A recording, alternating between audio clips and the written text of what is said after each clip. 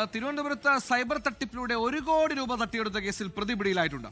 അഹമ്മദാബാദ് സ്വദേശി പർമാൻ Prateek Bipin ഭായിയെയാണ് cyber police പിടികൂടിയത്. തിരുവനന്തപുരം സ്വദേശിയായ ഡോക്ടറിൽ നിന്നാണ് പണം തട്ടിയെടുത്തത്. റിനു ശ്രീധർ തിരുവനന്തപുരം ചെയ്തു. റിനു, എപ്പോഴാണ് ഇയാൾ പിടിയിലായത്? ഇതൊരു വലിയ കണ്ണിയാണെന്ന് മനസ്സിലാക്കുന്നു. എങ്ങനെയായിരുന്നു തട്ടിപ്പ്?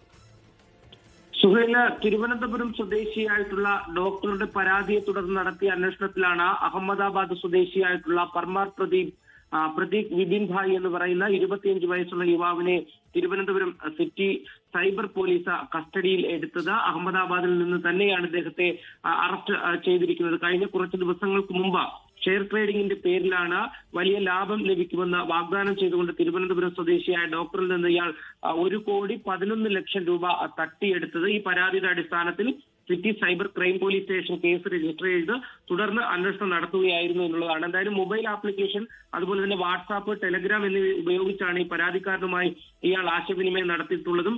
ഒരു അക്കൗണ്ടിലേക്ക് ഇദ്ദേഹം ഈ തുക പല തവണയായി അയച്ചു നൽകുവാൻ ആവശ്യപ്പെടുകയുമായിരുന്നു എന്നുള്ളതാണ് പരാതിയിൽ പറയുന്നത്. തുടർന്നാണ് ഈ അന്വേഷണം നടത്തുന്നത്. നേരത്തെ തന്നെ ഈ അന്വേഷണവുമായി ബന്ധപ്പെട്ടുകൊണ്ട് 2 പേരെ പോലീസ് അറസ്റ്റ് ചെയ്തിരുന്നു. മൂന്നാമതാണ് ഇപ്പോൾ ഇയാളെയും അറസ്റ്റ് ചെയ്തിട്ടുള്ളത്.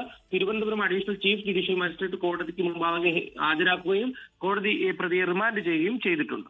സുഹൈൽ, റിനു ശ്രീധരാണ് തിരുവനന്തപുരത്ത് നിന്ന് വാർത്തയുടെ വിശദാംശങ്ങൾ നൽകിയത്. ഈയിടെയായിട്ട് തട്ടിപ്പുകളുടെ വാർത്ത കുറഞ്ഞു വരുന്നുണ്ട്, തട്ടിപ്പുകാരെ പിടികൂടുന്ന വാർത്ത കൂടി വരുന്നുണ്ട്. ശുഭസൂചനയാണെന്ന് പ്രതീക്ഷിക്കാം. ലോകത്തെവിടെയായാലും ഏത് സമയത്തും 24 വാർത്തകളും ഓഗ്മെന്റഡ് റിയാലിറ്റി പാക്കേജുകളും എക്സ്പ്ലെയിനറുകളും വിശദമായി കാണാൻ ഞങ്ങളുടെ യൂട്യൂബ് ചാനൽ നിങ്ങൾക്ക് സബ്സ്ക്രൈബ് ചെയ്യാം.